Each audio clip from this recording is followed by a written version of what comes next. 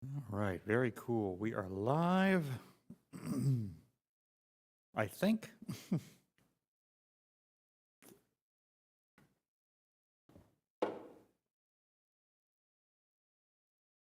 All right, well, here we are. Here I am. And I got a new album out.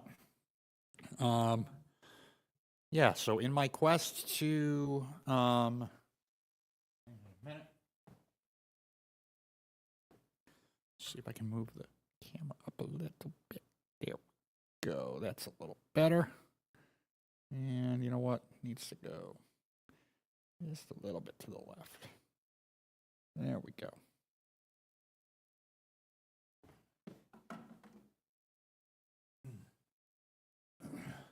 All right, so I have a new album out. And it's kind of my quest for this year to try to release something, whether it's a single, an EP, an album, whatever, once a month through the next, year or so to the end of 2025. And the idea is to um, basically just keep my songwriting skills in check. That's pretty much it. um, and it is a big commitment, but last month I released Painting by Piano Volume 2, which is available over on BandCamp. And I probably should make a banner for that.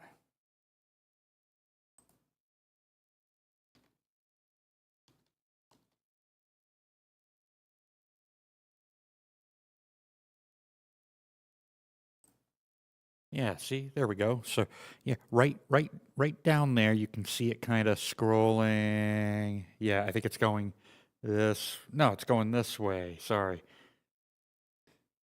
I know I'm mirroring it, but yeah, it's going right along. You can see it right there. That's my BandCamp site. Having a little fun with StreamYard, I know. But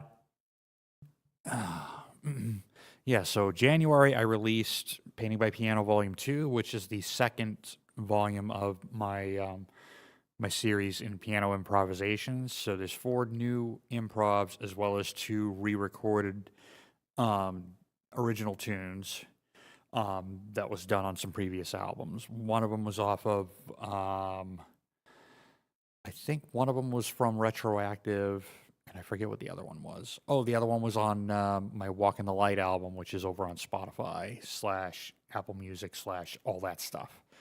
But that was last month. This month, I just released, as of today, my new album, Oasis. Okay, that can go away. Go away.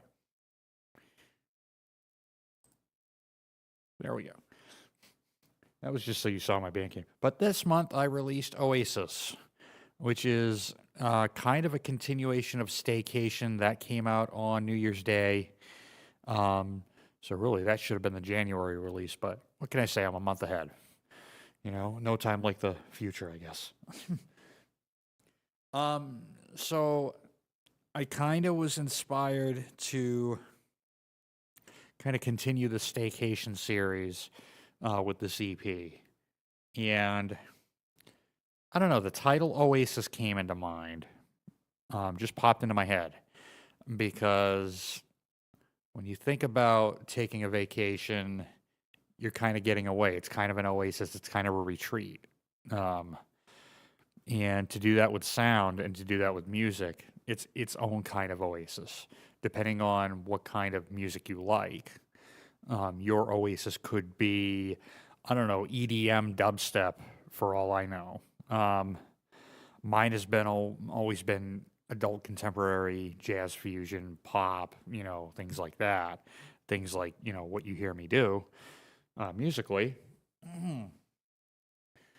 And so I decided to title this EP Oasis.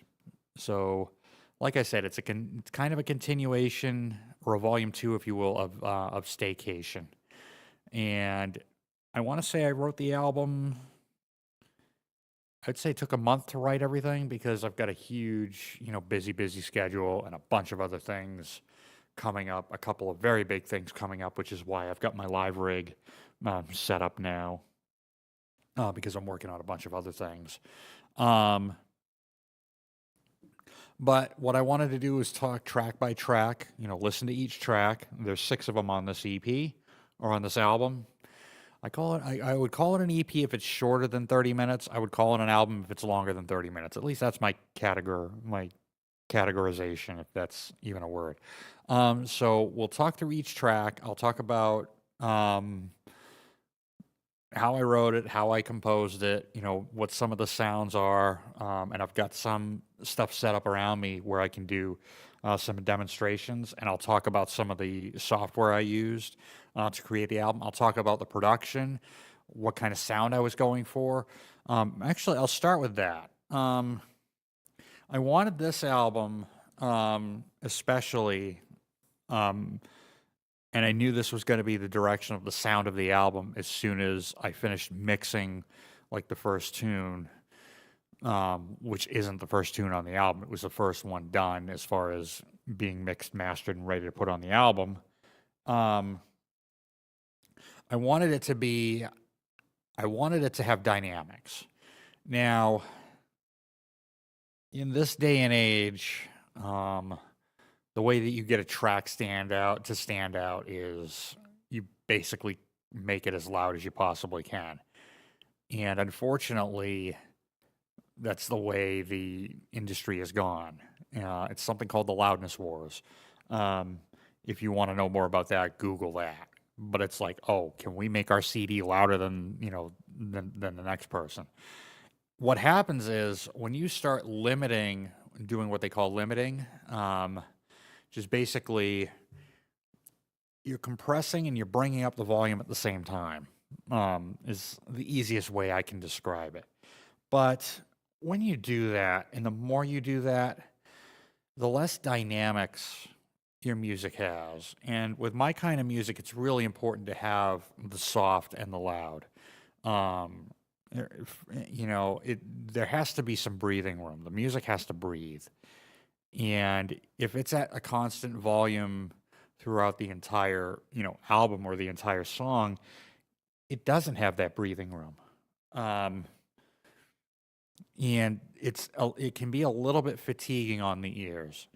So I try to avoid using certain types of limiters and certain types of compression when I'm mixing and mastering, because they can, depending on which ones you use, they can sound pretty aggressive. And this kind of music is anything but aggressive.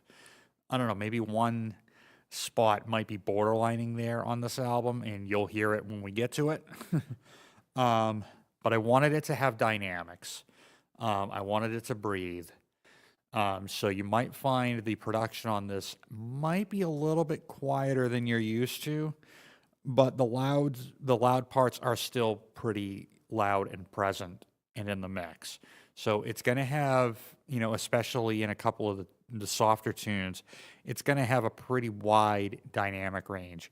And to be honest with you, when I listen to classical music, and anytime I do, I prefer it as uncompressed as you can get it, because then you really get the sense of what the composer, was going for when they were composing that particular piece of music. You can hear how much dynamic range classical music has. So I got a couple people popping in and out. Welcome in, and I'm gonna say I'm gonna go ahead and get started with this. So that was kind of the direction. I wanted it to have dynamics, and I wanted it to breathe. So the first tune we're going to start with is Arrival. And it was a toss-up between this and the next tune, which one was going to open the album. And this one kind of edged it out a little bit. So with that in mind, we will go ahead and play Arrival.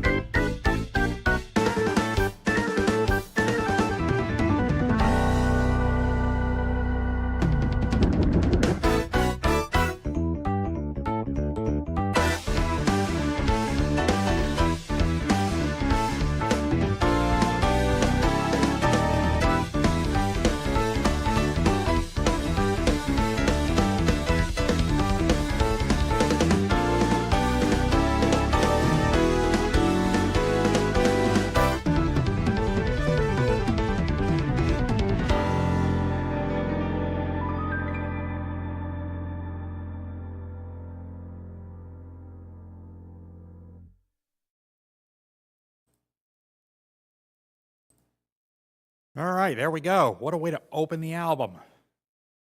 I yeah, I told you it was going to be a ride. Um, like I said, it was a toss up between this and the next one that we're going to get to shortly. Which one was going to open the album? And this, because of that the B part, this kind of edged it out. And if you're wondering, did I actually play that whole riff?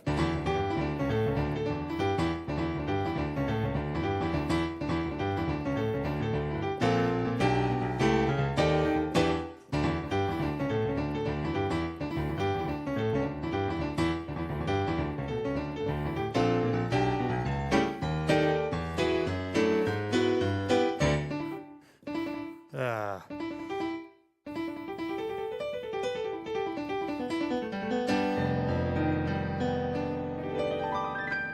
yes, I played all of it.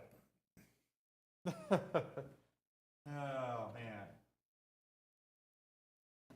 Yes, so I played all of that. The only thing that I didn't play as far as a real instrument was the bass.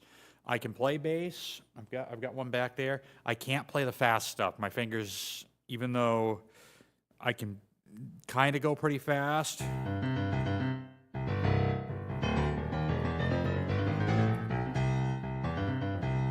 My left hand still needs a little bit of work, and on a bass, depending on whether you're righty or lefty, I'm a righty on a bass. It's just how I've picked the instrument up. I can't play left-handed for like to save my life at all. But anyway, so the bass part was done with Easy Bass.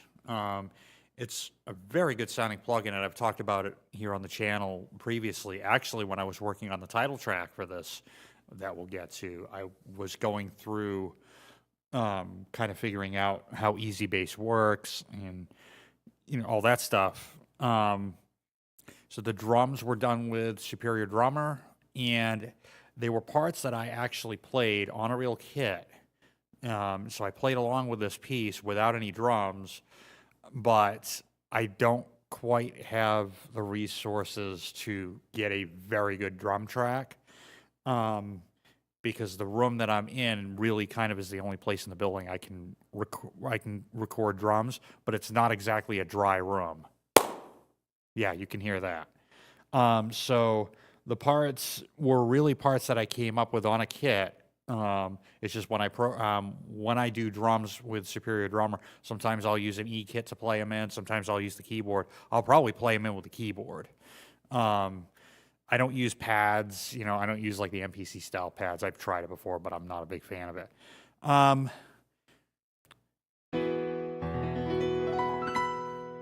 But yeah, I wanted something strong. I wanted to be able to balance the album with some energetic stuff and as well as some more, relaxed kind of stuff. So there was no doubt as soon as I got to that, that this was going to be the opener.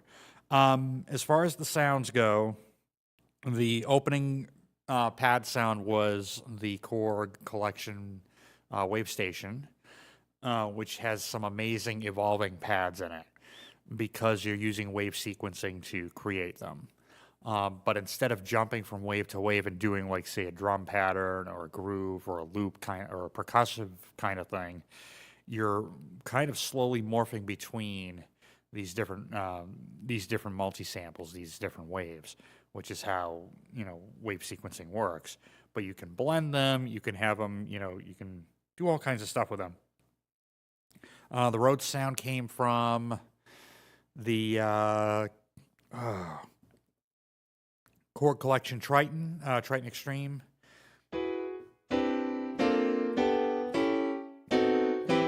Piano came from Pianoverse. And then the other melody part came from the Hydrasynth.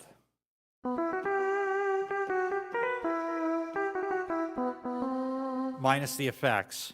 So when you use hardware instruments, unless the effect is part of the sound, and what I mean by that is if it helps make the sound what it is, it's usually a good idea to bypass any ambient effects, because you can always add them later, but when you print or when you record these time-based effects along with, when you record them along with the part, so I recorded it via MIDI and then I bounced it over, there's a chance that the onboard delay and reverb isn't going to sit right in the whole mix. So it's always a good idea to add time-based effects after you've bounced your MIDI track over if you're using hardware. That way you can tweak them to the point where they do sit in the mix properly. So when I recorded this, I completely bypassed any reverbs, any delays.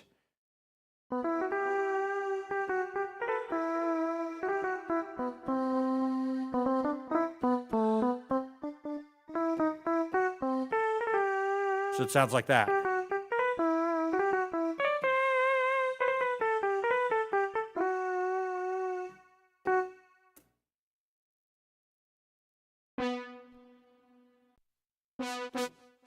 So there's that sound.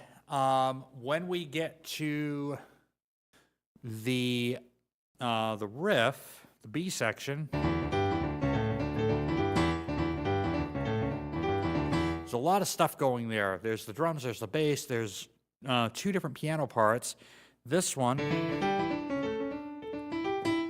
I'm actually playing it with 2 different piano tracks because I need both my hands to play those chord stamps.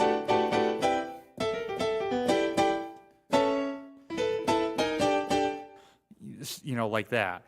And I also used a CP80 sample, which is the Yamaha electric brand from Sample Tank, to beef up the riff a little bit.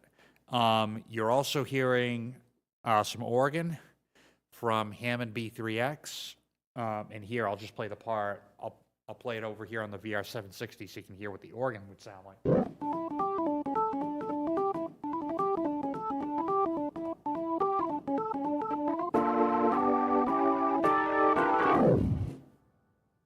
And then the brass sound, and that's not only in this section, there's also a couple of other unison lines that use it as well, but the brass comes from the Hydra.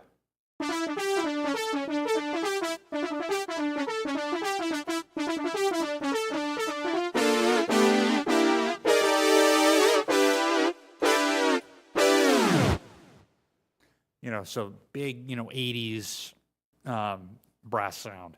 I love that kind of stuff.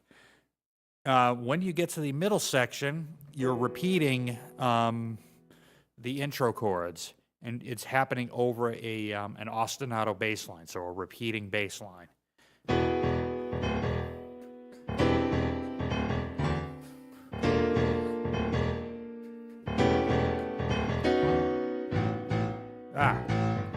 There it is.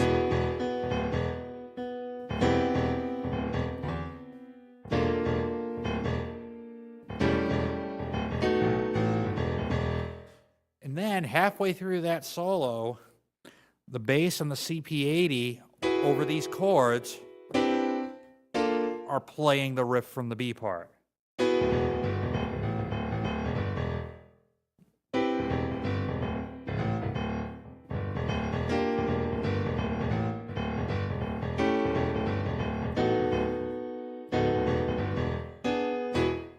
Which is something that I got to practice, but you kind of get the idea.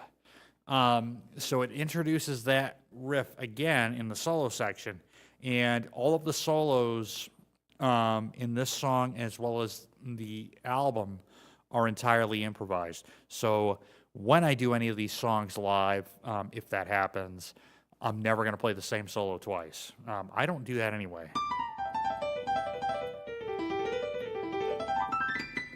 There might be some familiar sounding things because I've got a bit of a vocabulary of things that I'll do, during solos like this.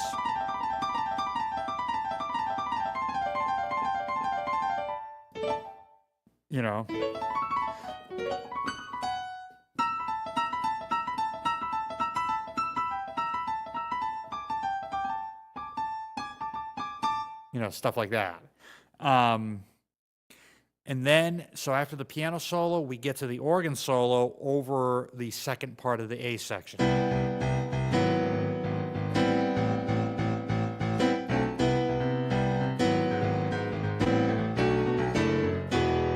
And then I just go,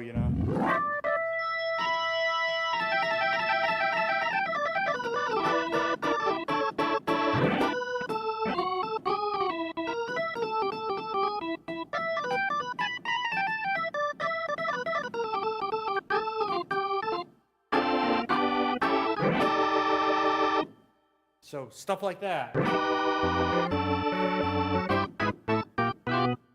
And then we got the first of 2 unison lines. And then some chord stabs. And then back into the main riff. That's the first unison line. The second one happens after we come out of that B section. I'm going to extend that a little bit, those chords.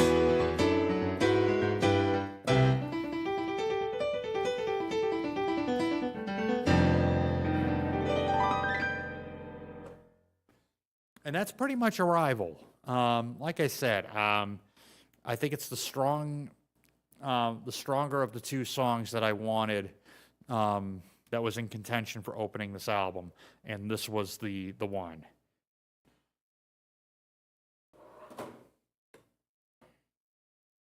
All right, phone, go over there. All right.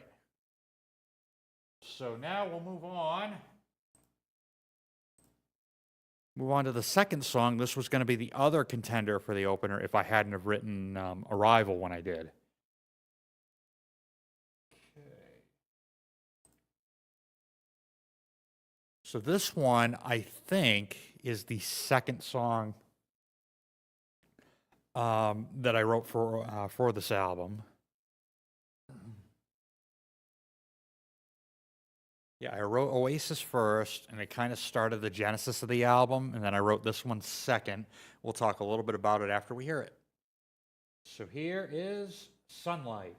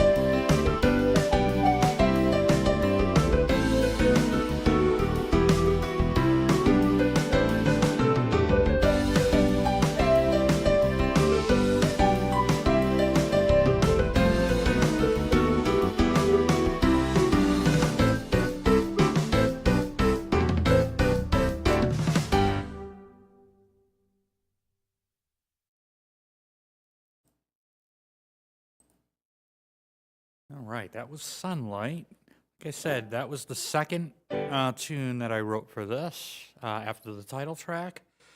Now I've explained. I'm pretty sure I've explained a few times on the channel where I get my song ideas. I'm gonna move my pedal here.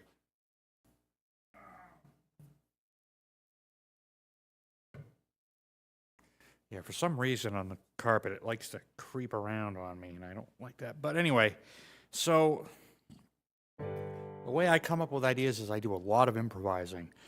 And you'll get a taste of that if you listen to either of the two Painting by Piano albums over on BandCamp. Those are all improvised.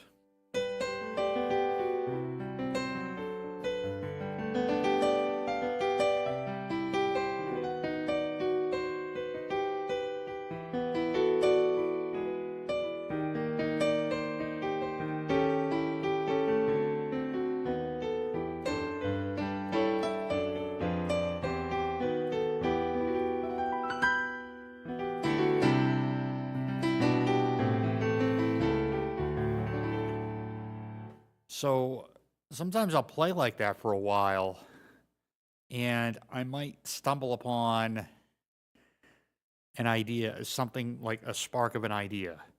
And in this case, I think I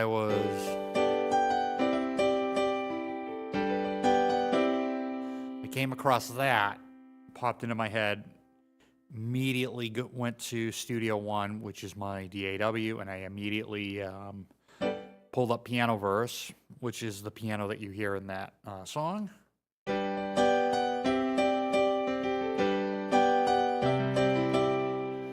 And then, where do I go?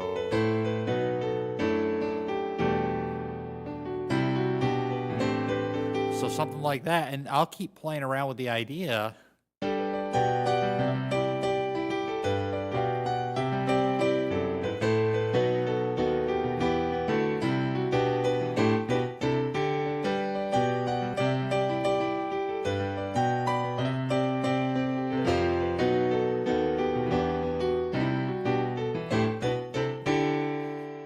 Until I maybe got a bigger seed planted for the rest of the song. And then I keep improvising. All right, okay, I get the B section. What do I do about the A section?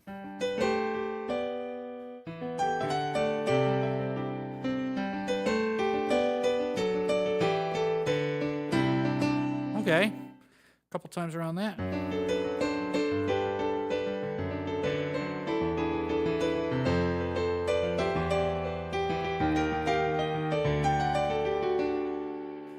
Right. When I got to the bridge section, I was like, well, I can go, into the solo section, right away. But I think I wanted something else. It was missing something. So I ended up just kind of,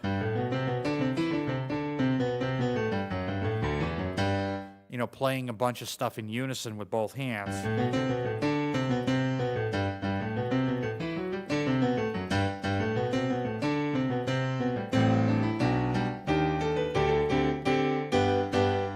So stuff like that. So that's how that part developed.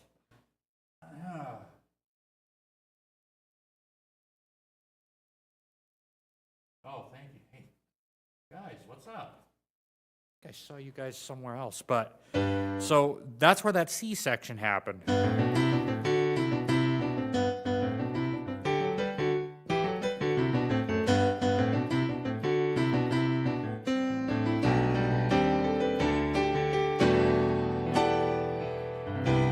Solo section.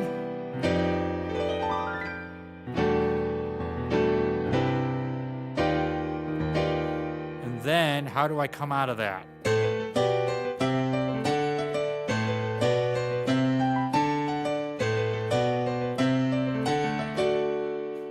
Okay, I'm not quite done there. I kind of want to spectacularly go back into that main B section. And then have a way to bring the dynamic down. So what better way to do that than another epic unison line?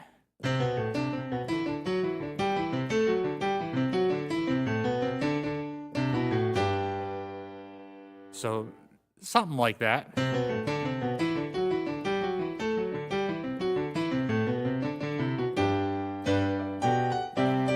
Something else I need practice on is being able to play this stuff live.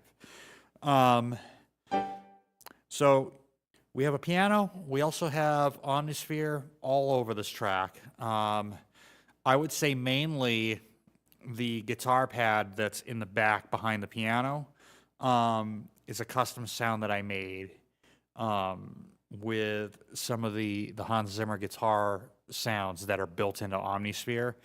And I made that sound from scratch. And I've got a few keyboards that have a variation of it. Like, I can't have an instrument without it. This one, the Montage, already has one called Nylon Dreams.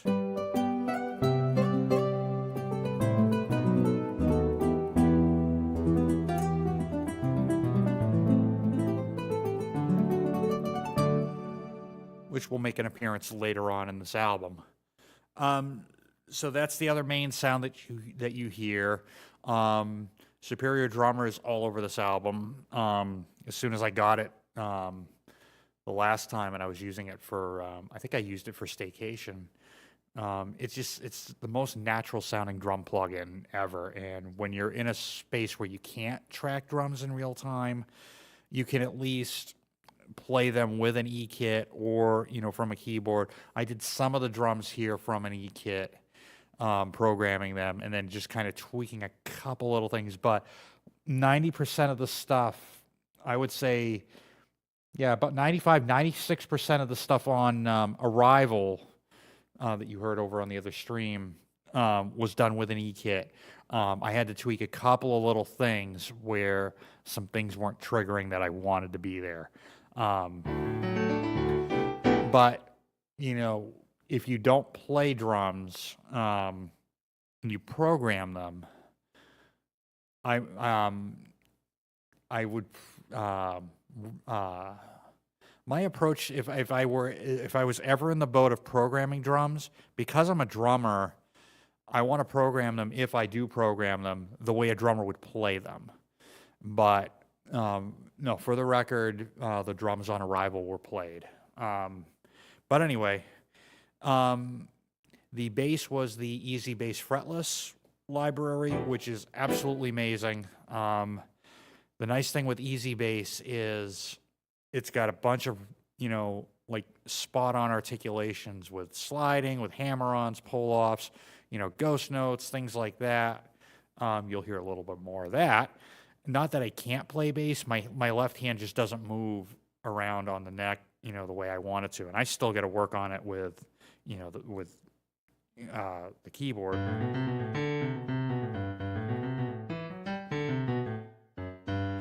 Yeah, a little awkward.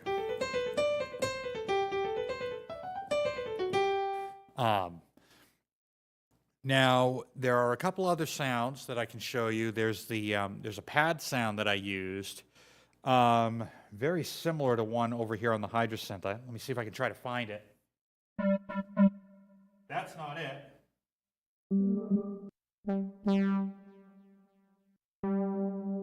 There it is.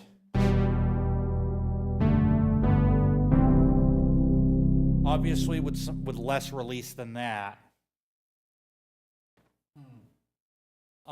But that sound is serving a couple of purposes. It's the pad that's at the intro during that ostinato pattern.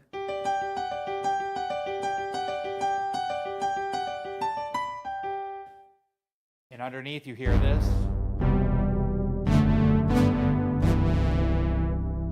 And then it's also playing counter melody during a couple of the sections, but it's buried a little bit. It's there. But again, I wanted to preserve the dynamics on this album. Let's see. There's this sound during the B section, also during the unison line.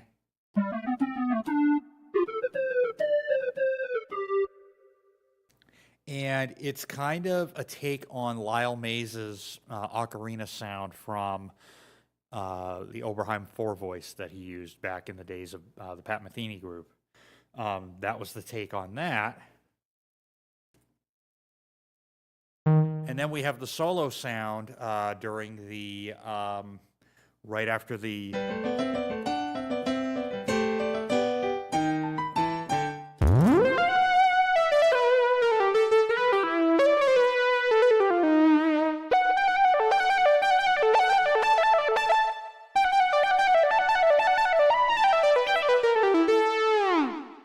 So 2 sounds from the Hydrosynth, and that's pretty much all there is with that tune with Sunlight.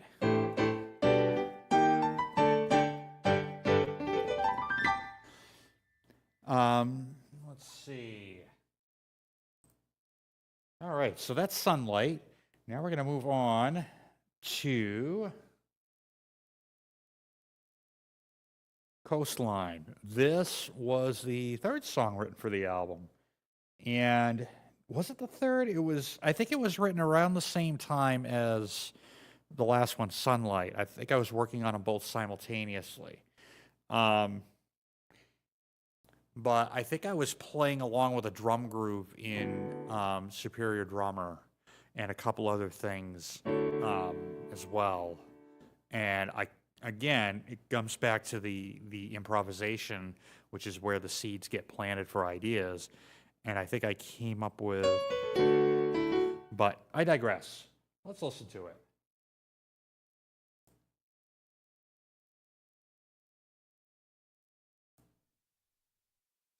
All right, this is Coastline.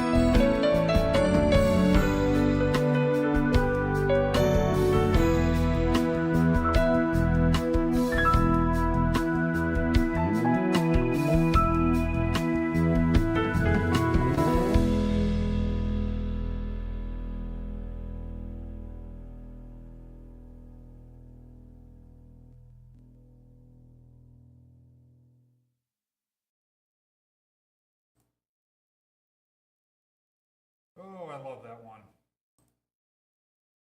So now we slow things down after kind of a 1-2 punch with the first two songs. We kind of go into a gentler, more relaxing mood with that one.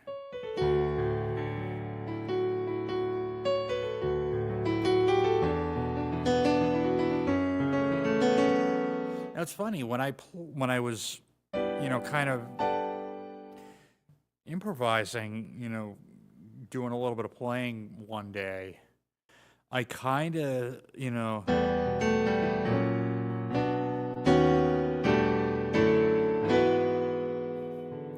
I love those kinds of chord changes, and I was kind of playing around, and that comes out, which is the beauty of improvisation. You don't know what's going to happen.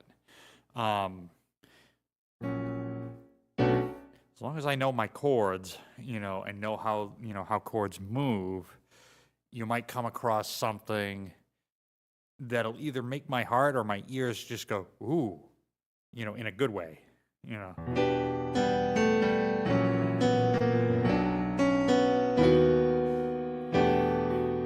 And then I came up with that kind of, the melody almost descends, but it ascends at the same time. It goes down, but it goes up at the same time. Following the chords.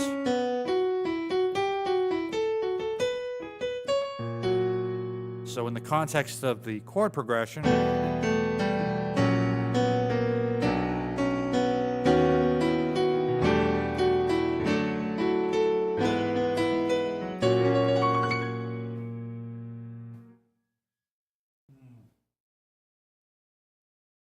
what is up? A 25-foot ceiling, that's what's up.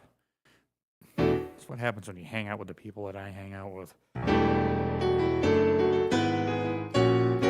Yeah, if you're just joining us, I put out my newest album, Oasis, today, and we're kind of going through it track by track. I'm talking about kind of the making of the album, what went into the production, the writing, the sounds, all that stuff.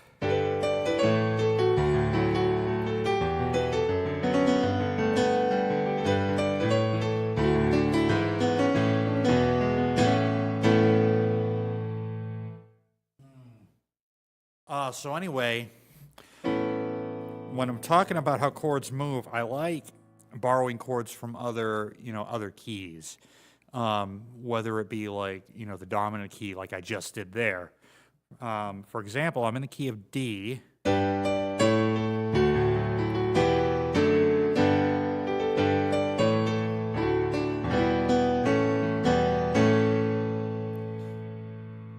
But what I did was I took the major from the fifth of the key of D, which is A. 1, 2, 3, 4, 5.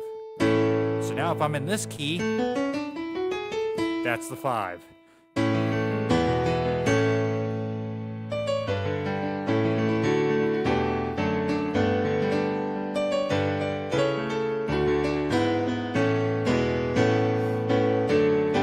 I love doing moves like that. And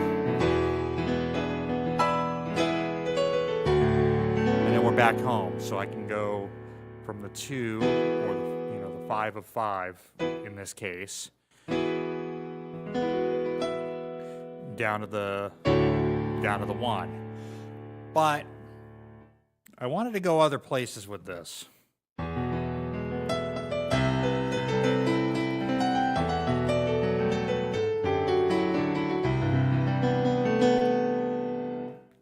So I changed keys again temporarily. I'm in the key of D. I'm going down a fifth to the key of G temporarily. That's where that C chord comes from. So coming out of here, remember I'm temporarily in the key of A. So how does that work? Well, I have a common tone in that E between the E chord and the C chord in the key of G.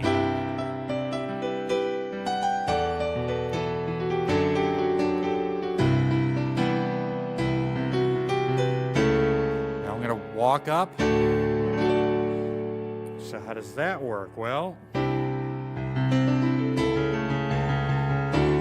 my bass line is going up chromatically, but let's say I'm in the key of G right now.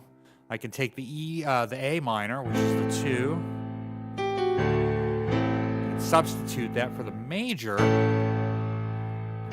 Just talked about, substituting chords from other keys. And now I'm going to do the same move that I just did, going into that solo section from the E. I'm going to do that from the D. So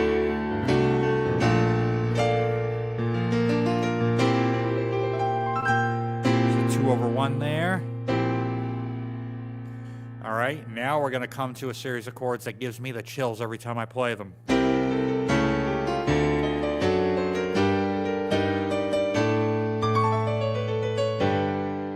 I love those chords. Oh, yes. So what's going on there? Now I'm in a minor key, temporarily, which is where that B flat comes from, because that's, if I was going to play all the,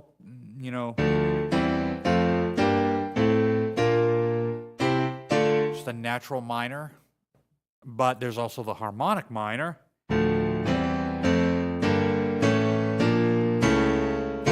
which has that raised 7.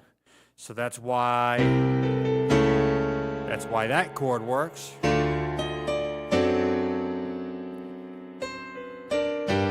So now I'm going to the 5 of G minor.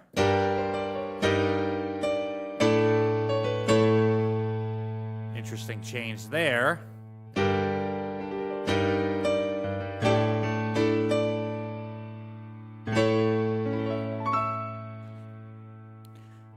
More substitution stuff going there, and then I'm going back into this. We'll talk a lot about chord changes coming up, because the next couple of tunes have some really nice things happening. All right, sounds.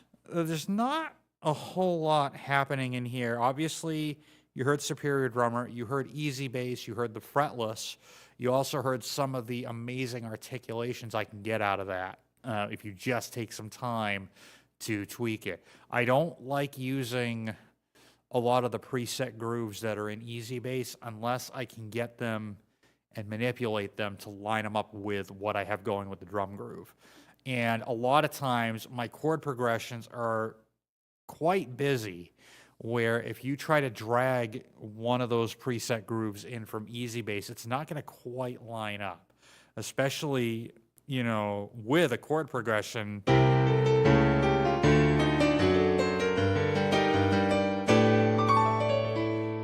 It's not really going to line up. So that's where I have to record things in manually and then add articulations and things after the fact. It's a little time consuming that way, but the payoff in the end is just so worth it. Like, you close your eyes, you'd swear that was a real fretless bass. It sounds so good. So big, kudos to Tune Track. They just develop really good quality products. Can't say enough good things about them. Although I haven't tried Easy Mix yet, I like doing all my mixing myself. I like having that control. So other sounds that are in there, we have a triangle wave pad. Most of these sounds are coming from the M1 and the Wave Station soft synths. So if you heard the high melody part, I want to say that was M1.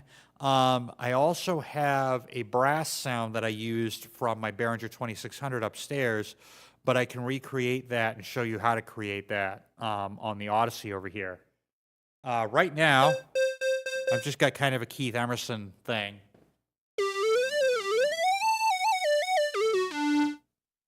So the first thing we need is a sawtooth wave on each oscillator. I'm using both oscillators. All right, and it's a really easy sound to make. How did I move that LFO? I'm going to darken the filter a little bit.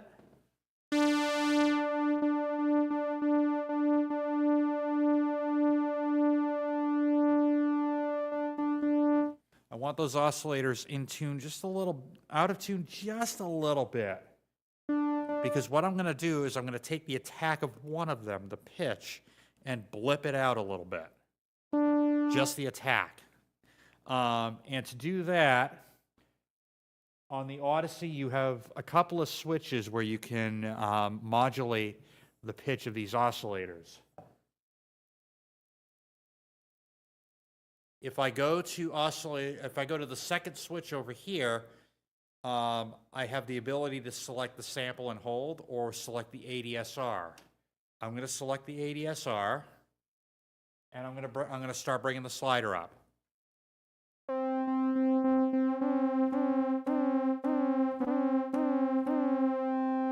So right now the ADSR is set up for something with the filter.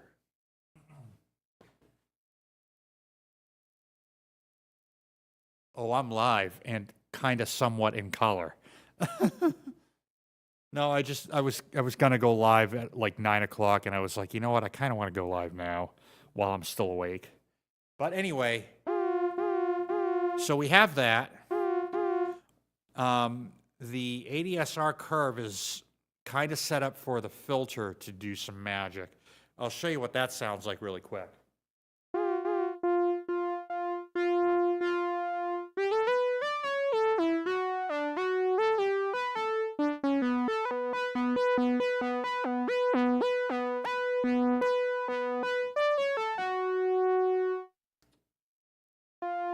All right, now we're going to bring the pitch back up from the ADSR slider, control slider over on oscillator 2.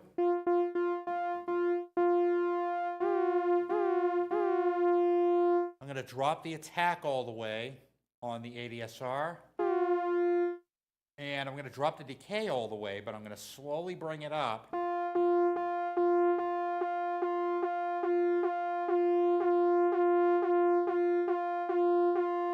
I'm going to lessen that ADSR a little bit.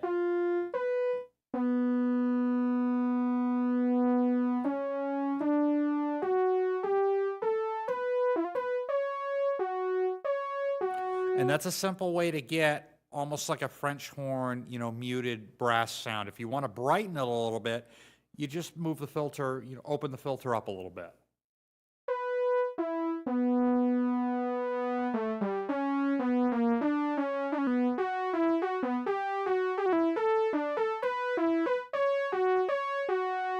And I'm on the Behringer Odyssey. I'm using the 2-pole filter. If you have the Korg version, you also have the 3 filter types. You want to get the 2-pole for the sound to work.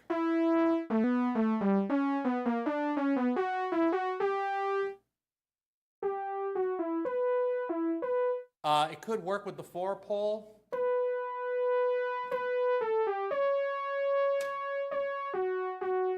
That's mode number 3. That's mode number 2. A little bit brighter. Mode number 1, which is the 2-pole, that's the brightest. I think on the Odyssey, the sweet spot is mode number 2.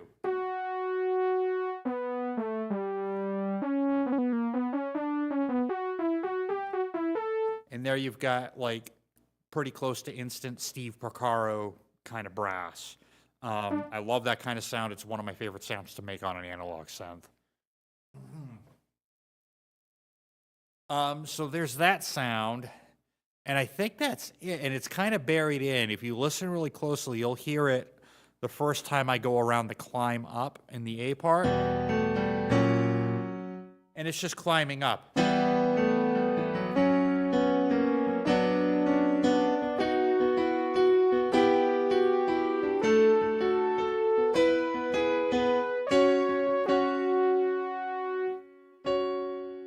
Like that. And then the couple of times around that I go around the chorus progression, it's doing a counter melody there.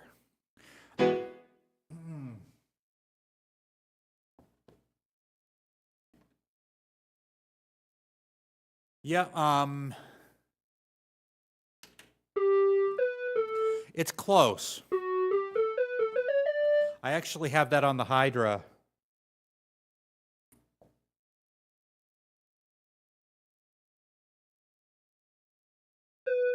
Here it is on the Hydra.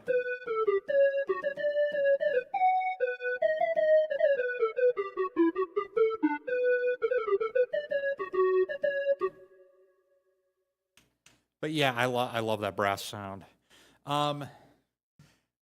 The Lyle Mays ocarina sound has a little bit of filter movement into it if you listen really, really carefully. When I had my Yamaha Modi X, I recreated that sound just to have it in there. I need to do it on the montage so that I can have it. But you want to do a slight... I like using a slight filter envelope similar to what you'd use on a brass sound, but I also like to velocity control it a little bit so you get a little bit of expression out of it.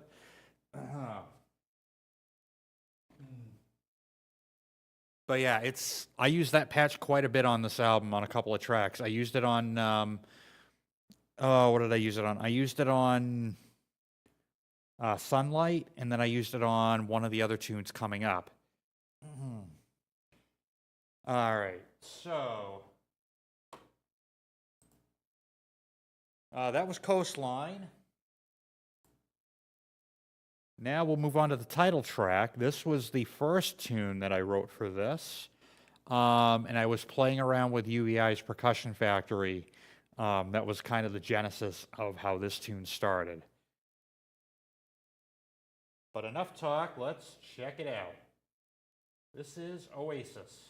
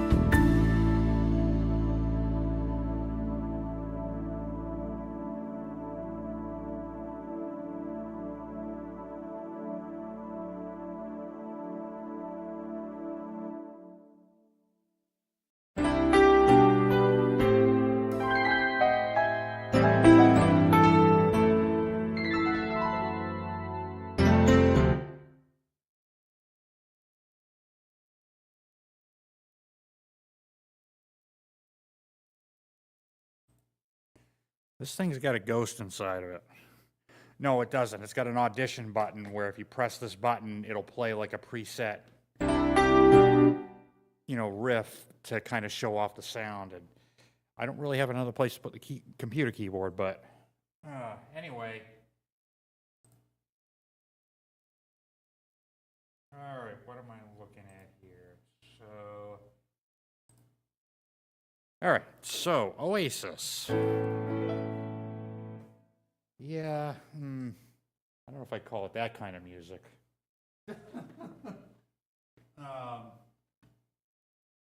So that fretless bass is from Easy Bass. Like I said, that's, other than one tune, that's on the whole album. I also use the stock studio bass that came with Easy Bass. They just sound so good.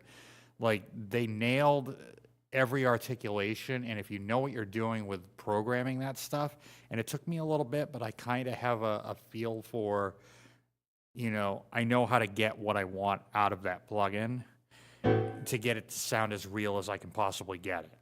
Like, if you go back and listen to Coastline, you'll really hear that fretless bass sample library, like, in all its glory. It just sounds beautiful. All right, so this one started out with that percussion loop through UVI's Percussion Factory. I knew I wanted something not exactly congas, but I wanted something else. I forget what the instrument's called. But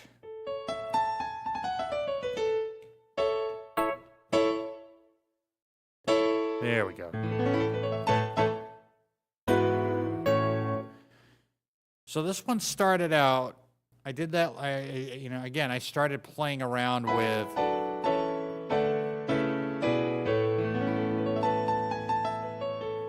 improvising over that percussion loop. So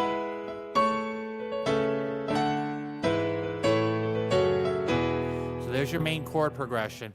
The only time it changes is the very last time it hits that part, which is, I think the third time it does that, where it does this. Or I do some more substituting chords.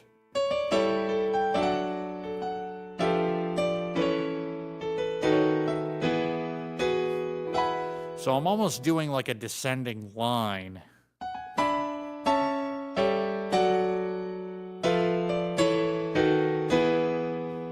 Pretty much. Then the solo section is, when you talk about doing stuff in one take, both of the solos, the one in the middle and the one at the end, were done in one take. And I always like when that happens, because that means I don't have to record it again if nothing happens with it.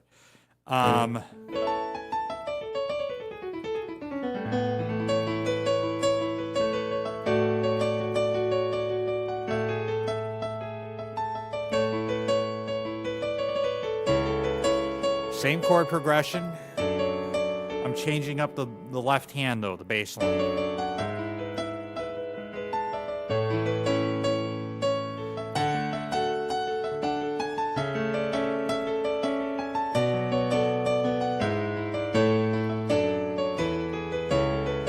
And we've got an odd time signature coming up. We're going into a 5.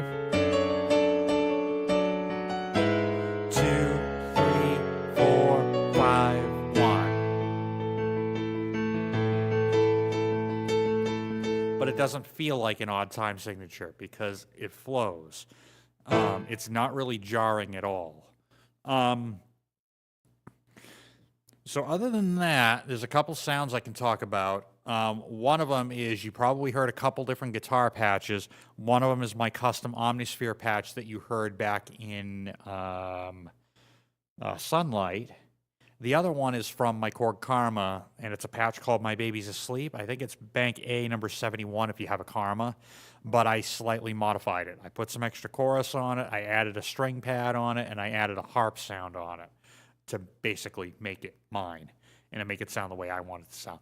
That can be heard in the back of the B section.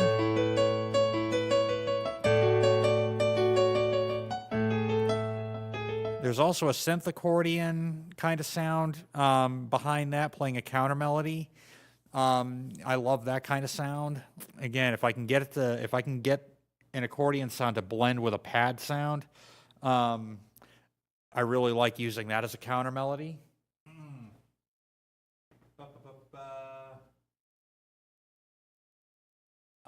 Your Korg X50, I think, would have that because it uses the Triton engine.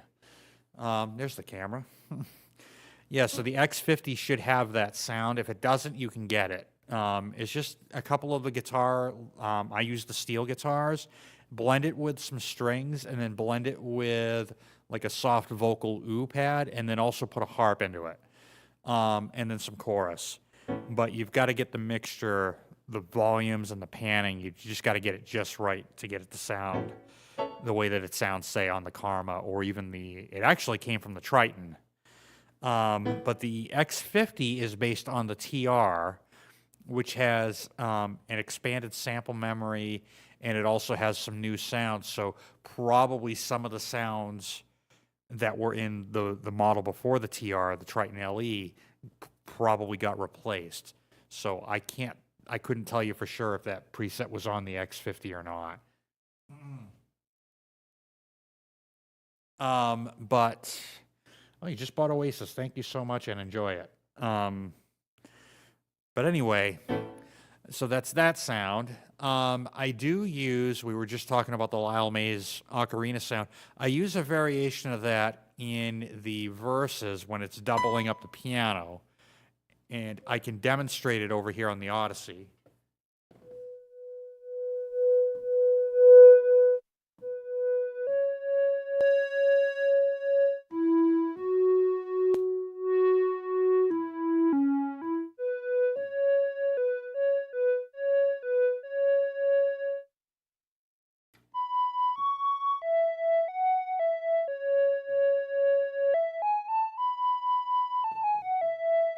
It's similar to that, but I use it as a counter melody behind the piano.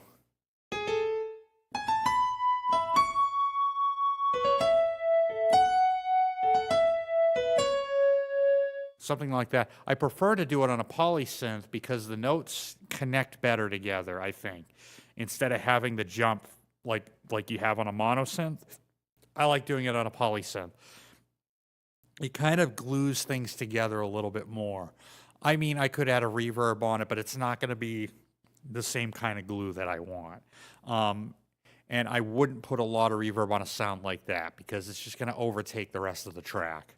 If you do a reverb on that, make it just enough so the sound is slightly open. Maybe use like a second decay or a second, maybe 1.2 seconds, but I wouldn't use any more than that on that kind of a sound. I think that's all I think I've talked about everything about that tune. How do I like the Behringer Odyssey? It sounds great. It is built like a tank, rock solid. The only gripe about it, and it's a minor one, it might be minor to some people, is the key bed. The white keys, I'm okay with. Light as a feather.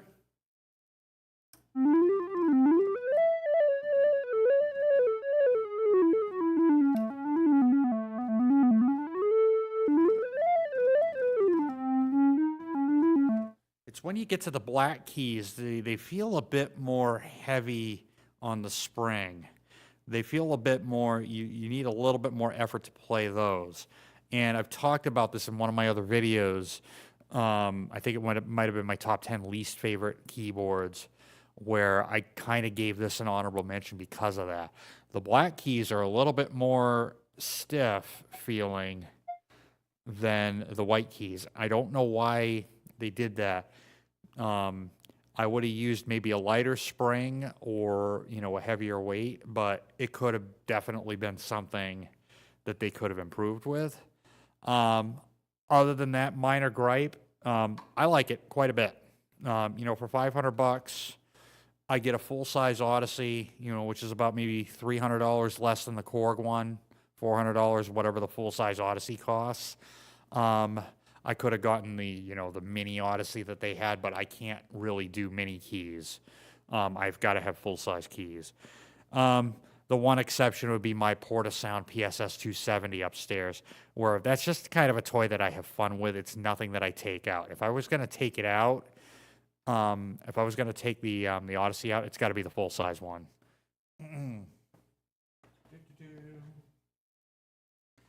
All right, so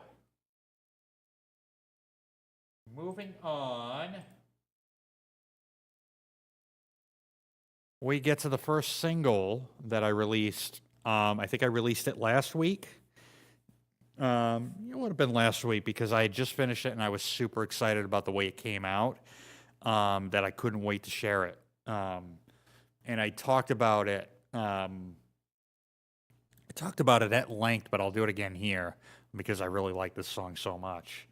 But I did a live stream last Friday about this tune. But like I said, I love it so much. This is Moonlight.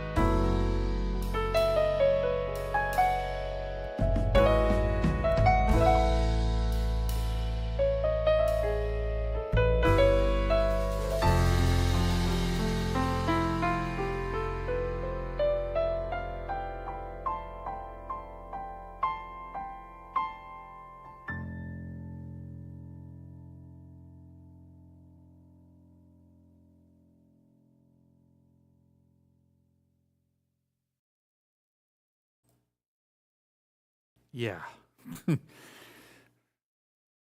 Mm. I'm getting the goosebumps every time I hear that song. Oh, man.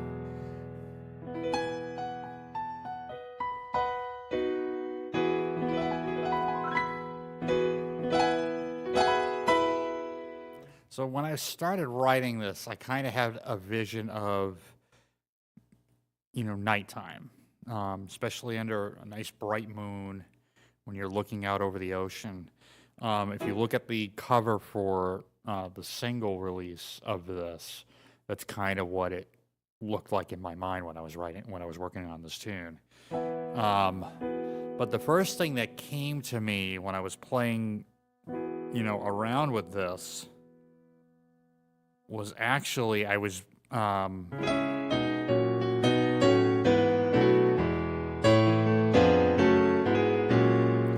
actually just running through the chord pattern of one of my other songs called "The Light." I think I put that on BandCamp. If I didn't, it's probably over on my SoundCloud. But that was written for a specific purpose, and if I ever record a Christmas album, it'll wind up going on that. But there were just some chord movements in part of that song that really triggered my heartstrings a little bit. And I'll talk about some of those. But I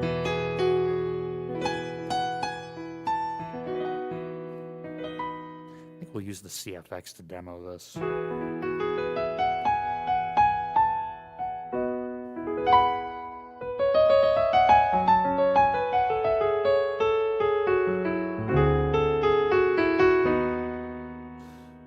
So there's my first move there as far as the chords.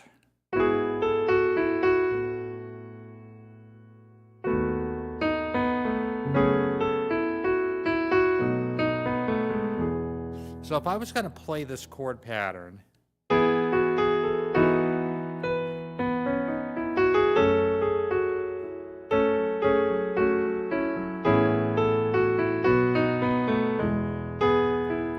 it sounds okay. What if I did a substitution for that? What if I went to...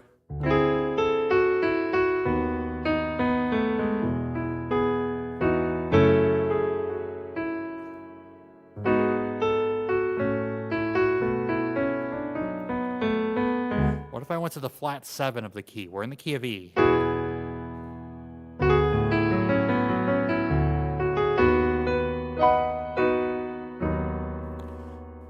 That always works because I'm borrowing that chord from the key of A, which is a 5th down from the key of E. And we talked about that in one of the other pieces, I think. I think we talked about that in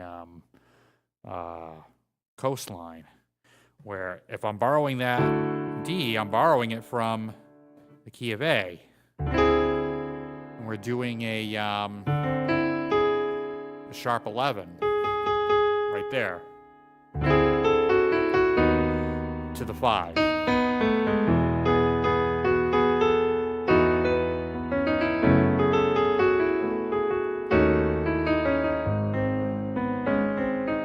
Now we're going to the relative minor of E, which is C sharp. And we're going to go around and use some borrowed chords from the key of B, which is a 5th up from E. So we're borrowing chords from the key of A and the key of B, which lie, if you look at the circle of fifths, on either side of the key of E. So I could take chords from either one of those keys and it would totally work.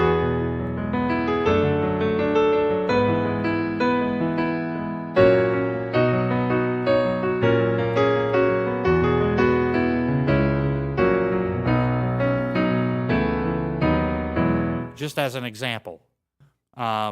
So I'll run through the chord progression for the B section. Borrowing from B. Now we're back in E. Now I'm going to borrow from A.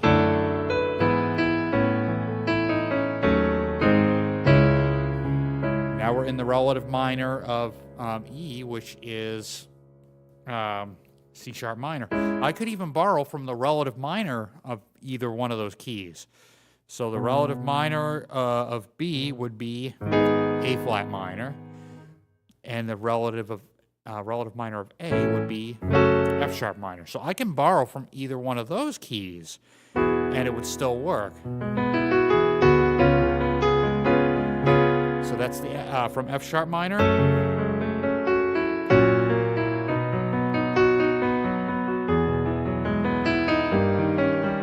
Now I'm borrowing from A flat minor, borrowing from the key of B. So whatever key that you're in, you can borrow from in Google Circle of Fifths, if you don't know what I'm talking about. Where did that come from? So Google Circle of Fifths, when you find what key you're in, for example, we're in the key of E, you can take the key that comes before that and the key that comes after that, and you can borrow basic chords from those keys, the major keys and the relative minor keys. So how do you find the relative minor of that? So E major, I'm going to play an E major scale. If you go down 3 half steps, you will get to the relative minor. I'm going to play that same scale starting here. And then we get a minor scale, or the Aeolian scale. So that's how you find the relative minor. So you can borrow, like I said, whatever key you're in, you can borrow from the one before or the one after, and you can borrow from their relative minor keys too, and it will all work. So there's a lot of that stuff happening in this song.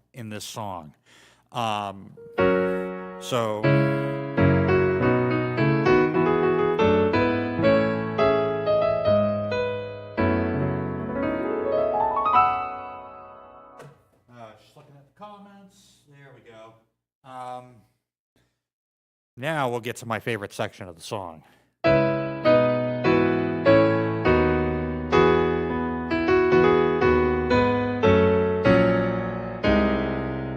Ooh, borrowed chord here. Another one here. I'm borrowing from the relative minor. I love doing those kind of moves where I'm shifting from a minor key to that, from a minor chord to the same chord in a major. I love doing that, especially when you start playing around with the root note of the chord. So what's happening is, here's the melody of that section.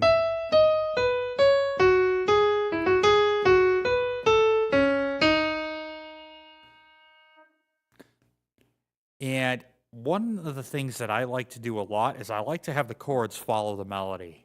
I use that a lot, that technique. So C sharp minor, E, 1/3 in the key of E, and then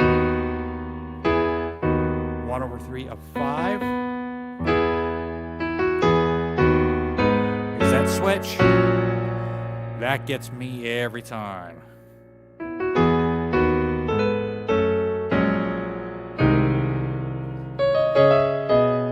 Do this again. Borrowing from B. Borrowing from A. Now we're going into an E minor. So I'm taking the 1 and I'm making it a minor, because I can.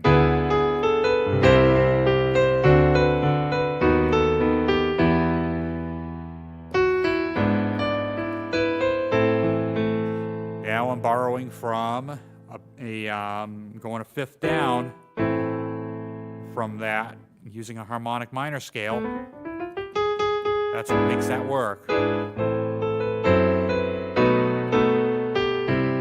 then I'm back to home base. I'm back to E minor. So I'll play that section again, going into that.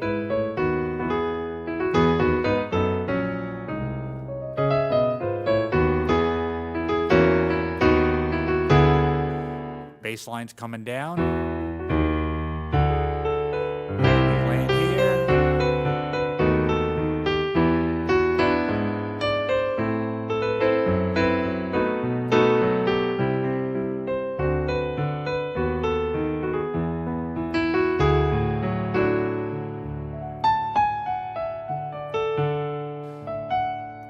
still in that E minor because I'm doing a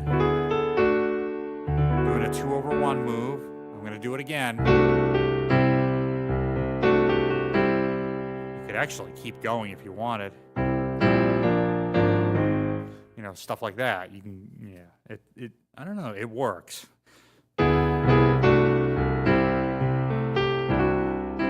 Okay, I'm in the key of C. I'm going to borrow from C and then do a 2/1 in the key of, 2/1 move on F.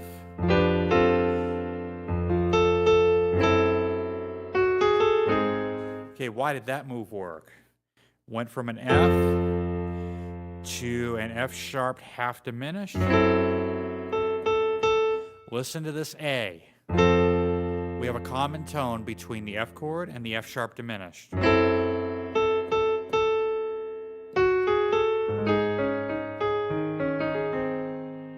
then I can go up from that.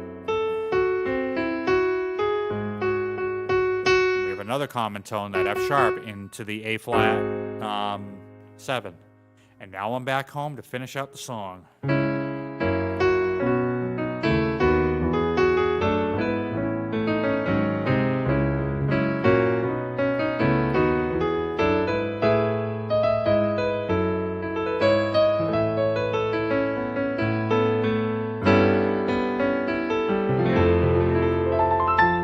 Okay, how did that work? We did more borrowing. So I'm here. I'm going to go to the, let's see.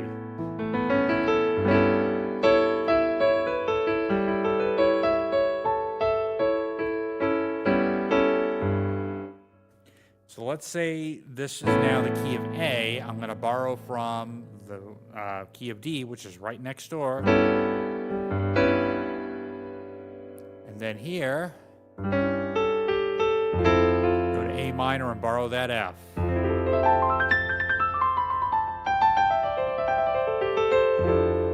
So there's a lot of borrowed chords, and now you should have an idea of how those can be incorporated.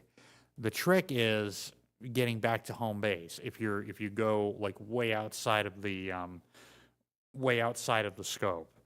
The thing you want to look for is common tones in different chords. For example, watch that A.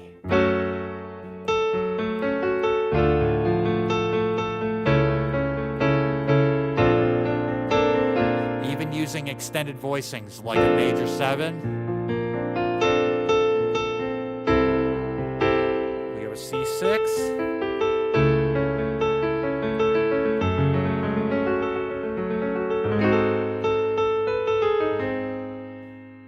So just an example of some chords that I could use that have that common thread, that A chord, that A note. All right. Now that the music theory lesson is done, let's talk about sounds. This one was really basic. I really wanted this one just, simplified. As simplified as I could get it. I don't know why I'm getting a buzz now out of this mic. I'm gonna have to fix that. Anyway, excuse me. Sounds. This one was really simple. I wanted to keep it simple. So we have a acoustic piano, bass, and drums. So we have a bit of a jazz trio thing happening. Let me see if I can't. Uh-oh. Ground hum from this C1. I'm going to have to call Sweetwater about it. Hopefully they can fix that. But anyway. Basic jazz trio with acoustic bass, drums, and piano, with a couple extra things in there. In the second time I go to that A section, I bring in a synth as a counter melody.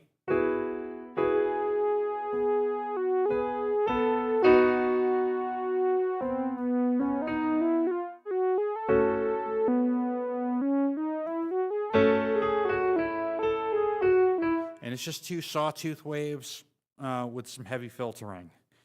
And it's meant to sit kind of behind the piano a little bit. And when you get to this section, the second one joins in. And then when we get to the bridge, which then enters a saxophone that's a sample library from Sample Tank, which only works on slower tunes. If I try to use it on a faster tune, like the next tune that we're going to listen to, it doesn't. The sample library doesn't quite work. That's the one thing I'm looking for, is a pretty spot-on saxophone library, because I can't play. I don't really know anybody around here that would be able to give me some saxophone tracks for like cheap. By that I mean free. We also have a string synth. I believe I used the Cherry Audio Quartet for the string sound. You'll hear it up high when we get to the second part of the bridge. So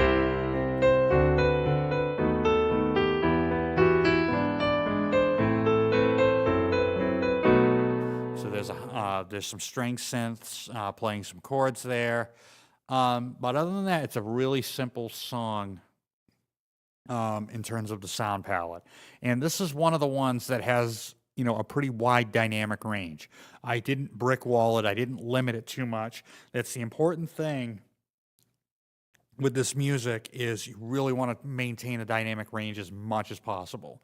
So I don't do a ton of compression. I do things just to get rid of any spikes as far as like volume, so to even out the top, but not enough to completely kill the dynamics. You don't want to do that with this kind of music. You really want it to breathe. But okay, other than that, that is Moonlight.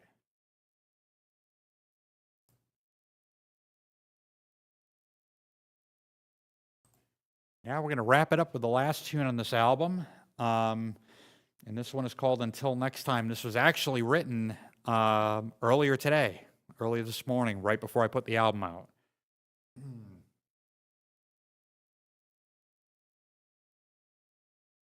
And I knew I wanted to end the album like on an up, like kind of like how I started it. So that's kind of the picture I had with this one. So let's go ahead and finish out the album.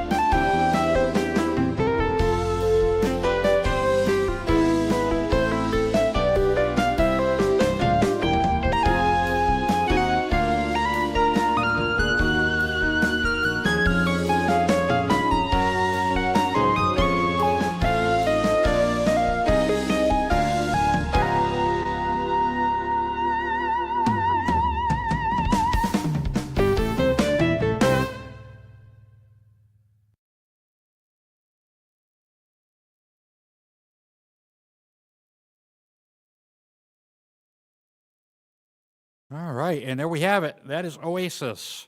So, before I wrap it up, let's talk about that tune.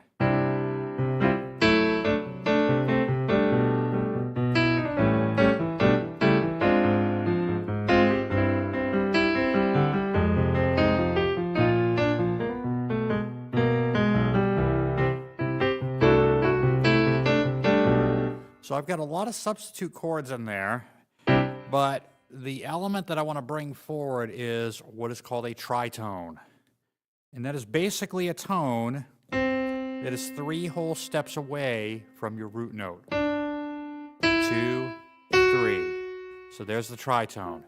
So I'm doing a lot of tritone substitutions. I'll give you an example.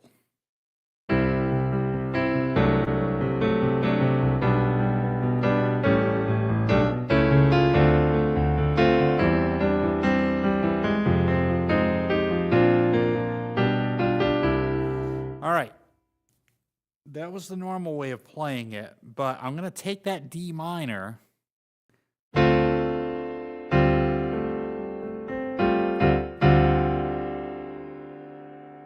I'm going to substitute this D, and I'm going to go down a tritone.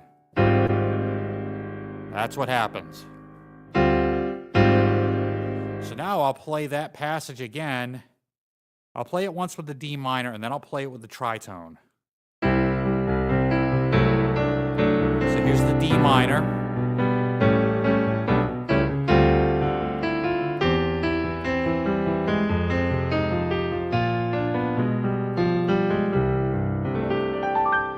Now here's the tritone.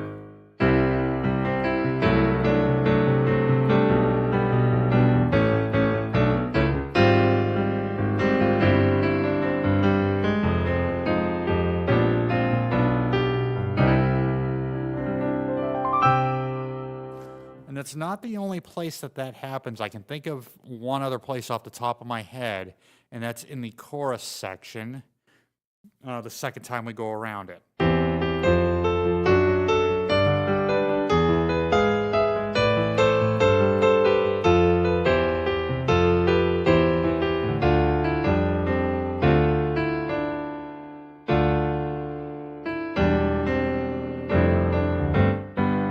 Actually 2 times, because instead of going down there, I can go, let's see. I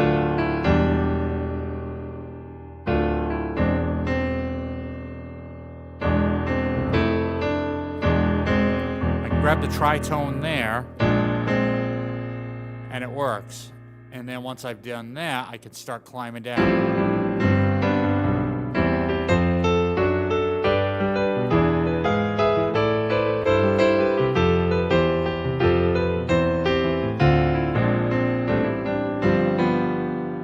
So that's the first time it happens in the chorus section. Here's the second time.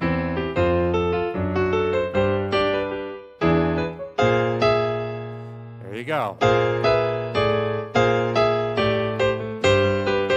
So instead of doing this, I'm grabbing that tritone.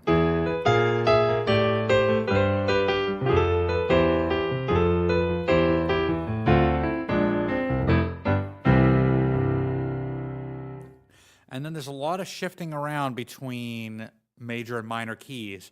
Now I want to show something else in that second part of the A section. We're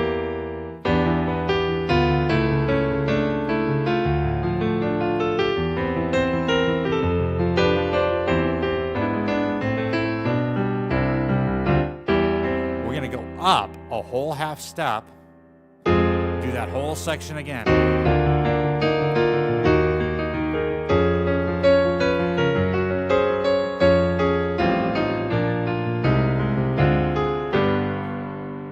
Using a lot of borrowed chord techniques in order to get there and in order to come back home. Now, another section where we shift from major to minor is the solo section.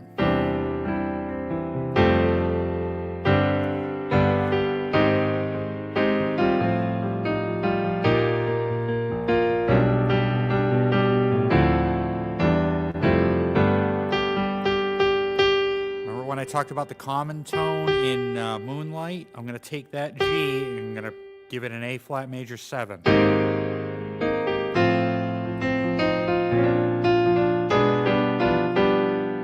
then after that, we come back into the main.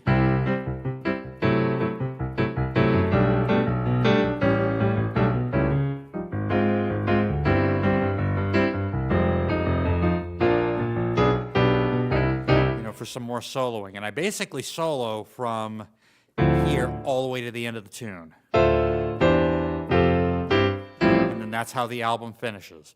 Sound-wise, it's pretty basic. I do use the Lyle Mays sound that we talked about earlier, and I grabbed it from. Let's see, I grabbed it from my trusty Hydrasynth.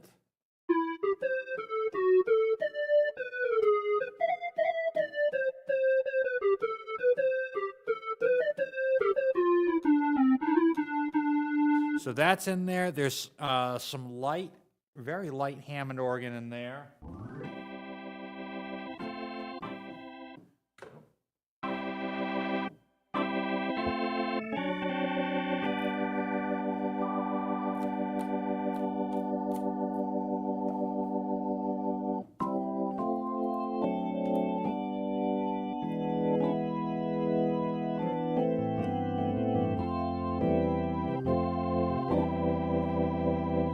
Just to add something else to the sound, and it plays a couple of roles. It does chords, it does counter melodies, and then the Rhodes is combined with an FME piano from the OPS 7 plugin, which is a DX emulation, and it does a very good job of emulating not only the Mark I but the Mark II DX7 as well. So I pulled an E-piano from that, combined it with a Fender Rhodes from Sample Tank, and that's what's doing that sound. And then we have the lead sound that you heard earlier on, I think it was on a couple of tunes. No, it was on, the second tune, Sunlight.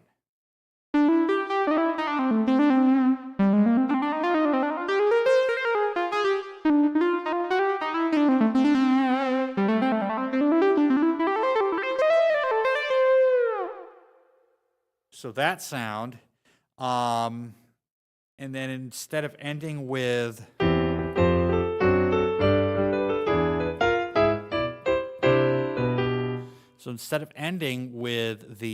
with that section, we end this song a little bit differently. We're coming out of the key change of the B section.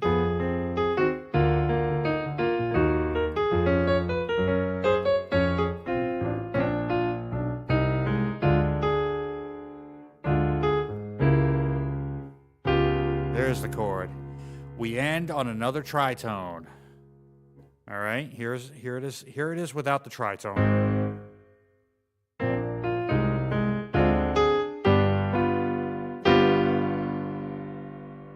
Now I'm going to put the tritone in. The tritone of G is C sharp.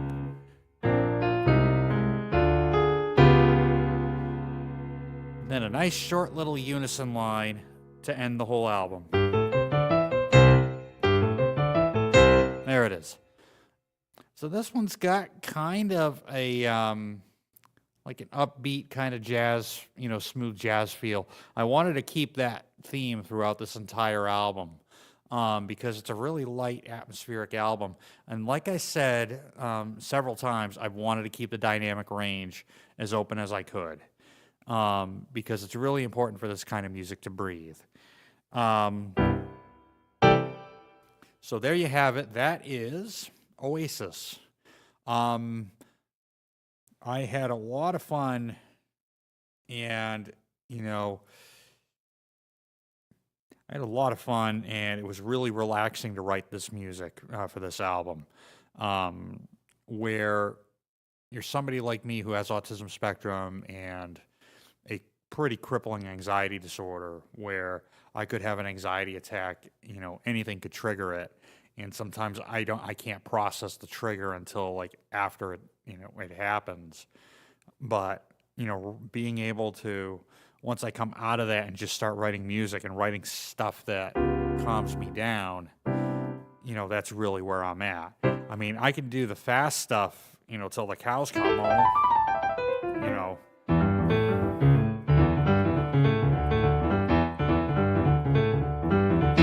And I can do that stuff till the cows come home, but I like doing the slower, stuff too.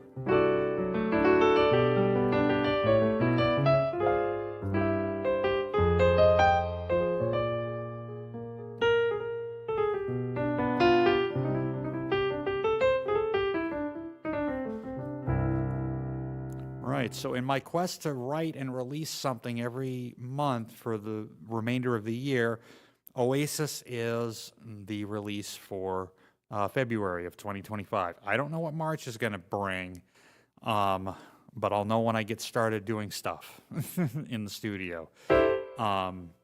So I want to thank everybody for coming along for the ride. If you haven't gone and purchased Oasis yet, you're definitely helping to support myself, my music, and being able to keep this channel going. And I can say the same thing about any other artists that you're a big fan of. Be sure to support them by purchasing their music. It definitely helps a lot, especially when album sales are kind of down because streaming has kind of taken over.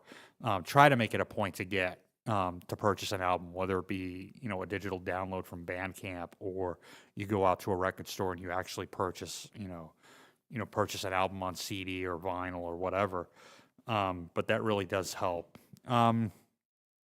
So that is going. Oh, I got a comment. All right. Well, thank you. Thank you for checking it out. I greatly appreciate it. So anyway, that's going to do it for tonight. And I want to thank everybody for watching this. If you like what you've heard on this channel, please hit the subscribe button and hit the notification icon. You'll get notified anytime I go live, anytime I release a video. I don't have a set schedule because I've got a lot of stuff that I'm doing, prepping for a very big gig coming up where I'm playing with somebody else who's kind of a big name, kind of a big deal in my, kind of in my circle of Christian music, which is why I have my live rig set up. So I'm kind of prepping for that. And if you like my music, head over to my BandCamp page and check it out there, make a purchase. If you feel like if you feel led to make a purchase, like I said, it definitely supports being able to keep this going, and being able to keep making music. And like I said, do that for any artist. All right.